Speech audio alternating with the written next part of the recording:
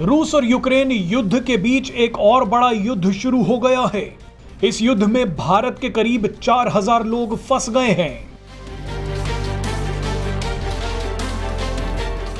स्थिति इतनी खतरनाक है कि भारत सरकार अपने लोगों को जल्द से जल्द बचाने के लिए 4 बड़े देशों के संपर्क में है।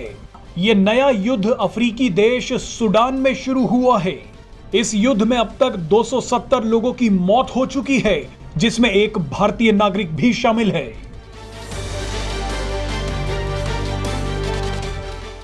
भारत सरकार एक्शन में आ गई है। भारत सरकार अपने नागरिकों को सूडान से सुरक्षित निकालने के लिए 4 देशों के साथ मिलकर रेस्क्यू प्लान बना रही है। अपने लोगों की सुरक्षा के लिए भारत इस वक्त अमेरिका, ब्रिटेन, सऊदी अरब और संयुक्त अरब अमीरात के संपर्क में है। इसके अलावा भारत सूडान के आस पड़ोस के देशों में भी बातचीत कर रहा है।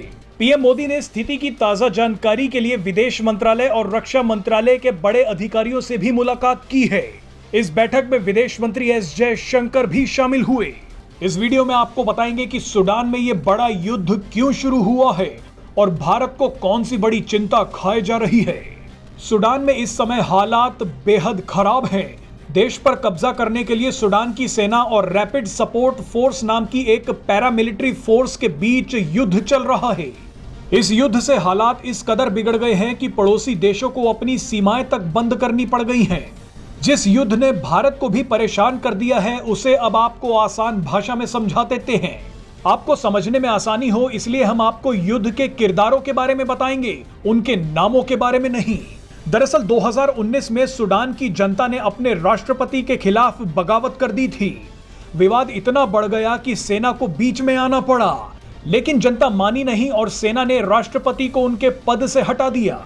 उसके बाद सेना ने कहा कि नए चुनाव करवाए जाएंगे, लेकिन तब तक के लिए एक और व्यक्ति को सूडान की सत्ता पर बैठा दिया गया। मजे की बात देखिए कि सूडान की जनता को यह नया व्यक्ति भी पसंद नहीं आया, जिसके बाद सेना ने 2021 में फिर तख्ता पलट कर दिया।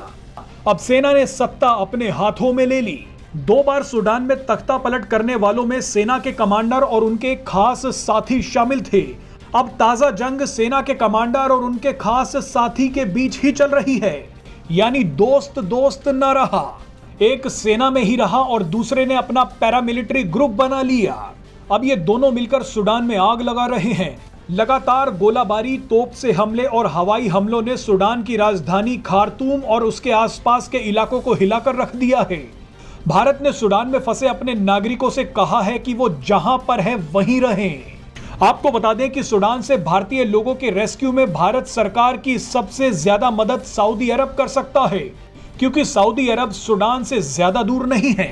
अब देखना बाकी है कि भारत सूडान में फंसे 4000 भारतीयों को कैसे निकाल कर लाता है।